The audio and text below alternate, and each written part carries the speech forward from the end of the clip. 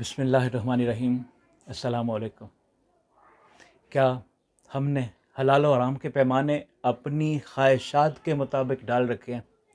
کیا ہم نے اسلام کے جز بنا لیے ہیں؟ ایک چینی تاجر نے ایک لرزا دینے والا سوال پوچھا۔ وہ تاجر کہتا ہے کہ میرے پاس اکثر مسلمان مال خریدنے کے لیے آتے ہیں۔ وہ مجھ سے ڈیمانڈ کرتے ہیں کہ ہمارے مال کے اوپر مختلف انٹرنیشنل برانڈز کے لیبل لگا دیے جائیں۔ میں لگوا دیتا ہوں۔ پھر جب میں ان کو اپنے ساتھ کھانے کی دعوت دیتا ہوں تو وہ اسے ٹھکرا دیتے ہیں اور وہ کہتے ہیں کہ آپ کا کھانا اور شراب ہم پر حرام ہے۔ پھر وہ تاجر سوال کرتا ہے کہ کیا دھوکہ دینا، جھوٹ بولنا اور بے ایمانی اسلام میں حلال ہے؟ یہ سوال دلوں کو چیر دینے والا ہے۔ ہم میں سے ہر کوئی دین کو اپنی مرضی سے توڑ کر چکھتا ہے، اور جہاں انہیں کڑواہٹ محسوس ہوتی ہے وہاں خود اپنے پاس سے میٹھا ملا لیتے ہیں۔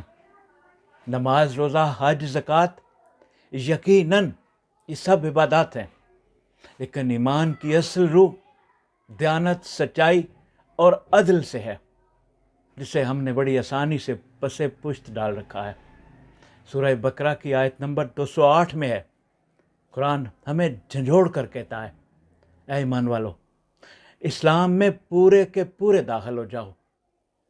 اور صحیح مسلم کی حدیث، رسول اللہ صلی اللہ علیہ وسلم نے فرمایا، جس نے دھوکہ دیا وہ ہم میں سے نہیں ہے۔